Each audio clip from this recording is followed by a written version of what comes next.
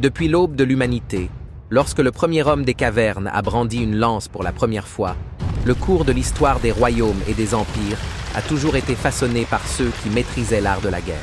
Parmi eux, certains se sont distingués, non seulement par leur force, mais par une habileté unique, élevant la guerre au rang de science.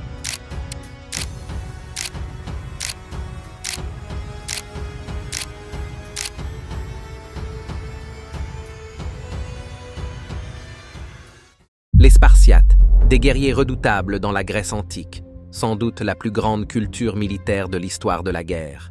Dès l'âge de 7 ans, les garçons étaient arrachés à l'affection maternelle pour entrer dans l'agogée, une école militaire implacable où chaque jour était une préparation intense à l'art de la guerre. Pour ces jeunes, le seul moment de répit dans leur entraînement acharné se trouvait sur le champ de bataille. Grandir à Sparte n'avait rien d'une enfance paisible. Chaque leçon était une épreuve, et chaque épreuve un défi de survie.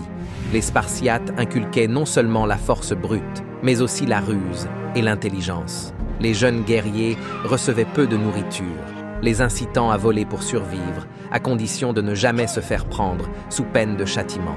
Ce système séparait sans pitié les plus forts des faibles, les sages des imprudents. Ceux qui surpassaient les autres rejoignaient l'élite des hoplites, maniant lances, épées courtes et boucliers ronds, avec une précision redoutable. Leur formation emblématique, la phalange, nécessitait une coordination si parfaite que seule une discipline sans faille pouvait en faire une arme redoutable. Ce sont ces mêmes hoplites, célèbres pour leur ténacité, qui, en nombre réduit, ont tenu tête à l'armée perse de Xerxès lors de la légendaire bataille des Thermopyles. Pendant 3 jours, 300 Spartiates ont repoussé des milliers d'ennemis, gravant à jamais leur nom dans l'histoire. Avant chaque bataille, les mères spartiates rappelaient à leurs fils un ultime adage « Reviens avec ton bouclier » ou « sur ton bouclier », une devise qui symbolisait la fierté et l'honneur pour lesquels ces guerriers vivaient et mouraient. Lorsque le cri « L'homme nordique arrive » retentissait sur les côtes européennes, il annonçait l'arrivée terrifiante des pillards vikings. Mais parmi ces guerriers redoutables se trouvait une caste encore plus redoutée, les berserkers. Ces guerriers hors du commun, à la fois mystiques et sauvages, réalisaient d'étranges rituels et consommaient des substances hallucinogènes, les transportant au-delà des limites humaines. Insensibles à la douleur, à la fatigue, et souvent sans armure, ils se jetaient nus dans la bataille, frappant avec la férocité d'animaux enragés. Leur simple présence suffisait à faire fuir les adversaires, les laissant figés dans la terreur. Les berserkers ne suivaient ni stratégie ni logique. Ils se laissaient emporter par une rage incontrôlable qui rendait leur force brutale et imprévisible. Dans leur frénésie, ils pouvaient mordre leurs boucliers, attaquer leurs propres compagnons et même se détruire eux-mêmes. Leur nom n'était pas choisi au hasard. En pleine transe, ces guerriers nordiques devenaient littéralement des bêtes, incontrôlables, et incarnaient la terreur pure sur le champ de bataille. Les Templiers sont sans doute le groupe de guerriers le plus énigmatique de l'histoire. D'abord présentés comme un culte religieux destiné à protéger la vie des pèlerins visitant Jérusalem, ils ont progressivement élargi leurs fonctions pour devenir des combattants dans les guerres des croisades et, de manière assez surprenante, ils ont également servi de premier système bancaire au monde. Cet étrange arrangement a vu le jour parce que les pèlerins déposaient leurs biens à l'ordre en guise de crédit. L'ordre des Templiers recevait également d'importantes donations de l'Europe pour ses fonctions sacrées. Grâce à la clarté de sa mission et à l'abondance de ses ressources, l'ordre se développe rapidement. Les Templiers ont été des troupes de choc dans les principales batailles des croisades. Leurs chevaliers, lourdement armés et montés sur des chevaux de guerre, fonçaient sur l'ennemi avant l'armée principale des croisés, pour tenter de briser les lignes d'opposition. Ils étaient entraînés à se battre jusqu'à la mort, la croix templière sur leur armure étant un symbole de martyr. Leur manteau blanc faisait tellement partie de leur vie qu'ils ne pouvaient ni dîner ni parler avec leurs frères sans l'avoir revêtu. Le code de vie des Templiers est totalement différent de celui des autres ordres militaires, dont les guerriers sont habitués à la gloire et à la renommée. Les Templiers, en revanche, devaient vivre dans la pauvreté, entièrement dévoués à Dieu et à la religion, ce qui est plutôt amusant car l'ordre dans son ensemble était aussi riche que le pape. Les hommes doivent être dépourvus d'orgueil et d'arrogance. En rejoignant le groupe, ils devaient renoncer à tous leurs désirs matériels. Les liens familiaux sont rompus à jamais, et il est interdit de prendre des femmes pour le plaisir, même s'il ne serait pas surprenant qu'ils parviennent à s'amuser de temps à autre. Alors que les Templiers étaient le groupe de guerriers le plus conservateur, les Immortels vivaient le rêve de tout homme ancien. Ils se distinguaient par la grande quantité d'or dont ils se paraient pour s'adonner au plaisir, menant un style de vie somptueux. Hérodote a donné le nom d'Immortels à cette unité d'infanterie d'élite de 10 000 soldats dans l'armée de l'Empire perse. Le maintien de ce nombre est à l'origine de leur nom, les Immortels. Chaque fois qu'un Immortel était tué, blessé, malade ou mis à la retraite, il était immédiatement remplacé. Les Immortels retiraient instantanément leurs morts du champ de bataille et ne montraient aucun cadavre à leurs ennemis. Cette pratique donnait l'illusion que ces guerriers n'étaient pas mortels.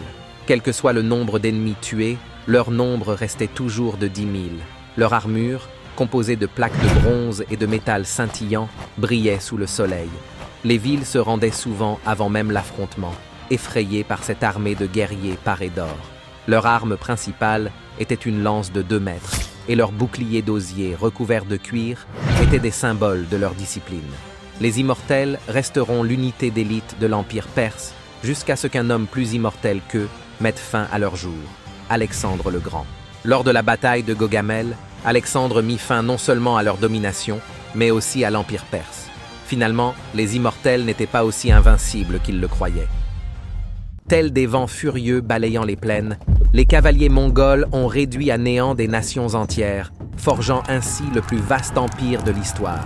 Ces guerriers, véritablement nés sur le dos de leurs chevaux, maîtrisaient l'art de tirer des flèches avec une précision et une puissance dévastatrice tout en galopant. Les tribus mongoles étaient le peuple originel du cheval, et l'équitation était pour eux un mode de vie. Ils s'entraînaient dès leur plus jeune âge, perfectionnant leur capacité à tirer efficacement des flèches à cheval. Leur arme de prédilection, l'arc recourbé, combiné à leur poney rapide, transformait chaque cavalier en une force imparable. Leur mobilité légendaire, soutenue par une cavalerie légère et des chevaux multiples, leur offrait un avantage tactique inégalé. Chaque cavalier se déplaçait avec 3 ou 4 chevaux et pouvait changer de monture à volonté. Cette mobilité leur permettait d'employer leur tactique de combat la plus meurtrière, la retraite feinte, qui consistait à attirer l'ennemi, à battre en retraite, puis, avec la ruse des loups, à encercler et à démanteler leur proie déconcertée. L'Empire romain, incontestablement l'un des plus grands de l'histoire, doit une grande partie de sa puissance à son armée redoutable, incarnée par les légionnaires romains. À l'apogée de sa puissance, Rome comptait environ 35 légions en activité, mais le titre de meilleure légion romaine est souvent décerné à la Legio di Sequestri. Formée par Jules César pendant son mandat de gouverneur de l'Hispanie, la Légion 10 montée fut le premier commandement de César. La Légion a combattu sous les ordres de César pendant la guerre des Gaules, jouant un rôle décisif dans la victoire de la bataille d'Alésia et la conquête de la Gaule. Le groupe devient rapidement la légion préférée de César et celle en qui il a le plus confiance. Lors de la guerre civile contre Pompée, ils ont prouvé leur loyauté et leur puissance lors des batailles d'Ilerda et de Pharsale. Les légionnaires de la Legio Dis Equestris étaient équipés de l'armement romain classique, le gladius, épée courte, le pilum, javelot lourd, et le scutum, grand bouclier. Leur moment le plus célèbre est la bataille de Munda, le dernier conflit de la guerre civile romaine, où les fils de Pompée prirent les armes contre César. Voyant son camp désavantagé, César entra personnellement dans la mêlée, combattant aux côtés de ses guerriers préférés, tout en criant à sa légion « N'avez-vous pas honte de confier votre général à des garçons ?» La 10e légion repousse les Pompéiens de toutes ses forces, remportant la victoire et la guerre. En peu de temps, la Légion X était devenue la légion la plus performante de Rome, mais elle avait oublié que son destin était trop lié à celui de César. Après l'assassinat de César en 44 avant Jésus-Christ, son fils adoptif Octave a reconnu la nécessité de dissoudre cette légion, trop fidèle à son défunt oncle. Bien que la Légion X n'ait été en service que pendant moins de 2 décennies, son impact et son succès en tant que groupe de soldats ont été plus profonds que ceux de certaines autres légions qui sont restées en service pendant des siècles. Formidable arme de l'armée ottomane, les janissaires ont constitué la première véritable armée permanente d'Europe. Jusqu'au XIVe siècle, Les hommes n'étaient appelés à combattre que lorsqu'un roi ou un seigneur avait besoin d'eux. Une fois la guerre terminée, les hommes retournaient à leur vie normale. Cependant, la formation de l'unité des janissaires a changé cette situation pour toujours. Leur création est en quelque sorte un accident. Sous le règne de Mourad Ier, celui-ci ordonna qu'un groupe d'hommes chrétiens, faits prisonniers de guerre, soit convertis à l'islam et servent ensuite de soldats personnels. Il fut tellement impressionné par les résultats de ce projet qu'il ordonna qu'il soit répété. Ainsi, chaque fois qu'elles en avaient l'occasion, les troupes de l'Empire ottoman capturaient de jeunes chrétiens, généralement originaires de la région des Balkans, les convertissaient et les formaient comme soldats. Sous le règne de Mourad, l'unité s'est agrandie et est devenue la force de combat la plus fiable du sultan. Lors d'une bataille ou d'un siège, leur tâche consistait à attendre que les troupes de première ligne créent une ouverture dans les défenses de l'ennemi, puis à attaquer, en déferlant et sans ménagement avec leurs arcs ou leurs mousquets. Cette tactique a été particulièrement efficace lors de la conquête de Constantinople en 1453. Pour maintenir leur discipline, les janissaires n'avaient pas le droit d'avoir de partenaires romantiques, à l'instar des Templiers. Le fait de vivre une vie de célibat et de servir en tant que soldats à plein temps leur a permis de garder une longueur d'avance, puisqu'ils sont devenus l'un des premiers groupes militaires à utiliser la poudre à canon et à employer des armes à feu à grande échelle. Cependant, leur pouvoir croissant est devenu une arme à double tranchant, car ils ont commencé à jouer un rôle dans la politique ottomane, influençant souvent la nomination de hauts fonctionnaires et même de sultans.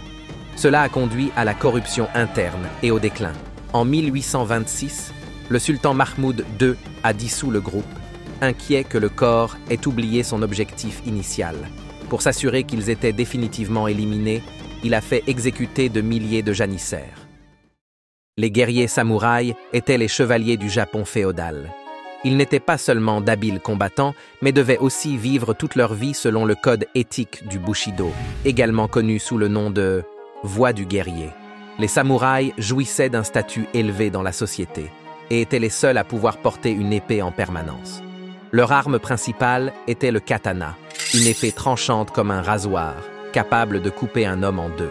Ils maniaient également le yumi, un arc long utilisé efficacement à pied et à cheval. Contrairement aux guerriers ninjas du Japon, les samouraïs croyaient au combat à découvert, idéalement sous la forme d'un duel ou d'un combat à 1 contre 1. Maîtrisant le jujitsu et d'autres arts martiaux, ils étaient les combattants les plus polyvalents du Japon. Au combat, les samouraïs étaient des stratèges, utilisant souvent un mélange de tactiques de guérilla et de combat en terrain découvert, le tout soutenu par un profond sens de la discipline et du devoir. Ils croyaient en une mort aussi honorable que leur vie et méditaient souvent sur leur mort afin de ne plus la craindre. Si un samouraï estimait qu'il avait échoué dans sa tâche, il devait commettre le seppuku, ou suicide rituel. C'était le seul moyen pour lui de retrouver son honneur. Cependant, le pouvoir et l'influence des samouraïs, tout comme ceux des janissaires, ont fini par causer leur perte. La rigidité de leur hiérarchie sociale et l'importance de leur pouvoir politique ont conduit à des conflits internes et à un déclin progressif, qui a abouti à leur dissolution lors de la restauration Meiji au XIXe siècle. Leur ombre continue de planer sur le Japon moderne, comme en témoigne la Seconde Guerre mondiale, lorsque certains officiers de l'armée impériale japonaise se sont fait seppuku plutôt que de se laisser déshonorer en étant faits prisonniers.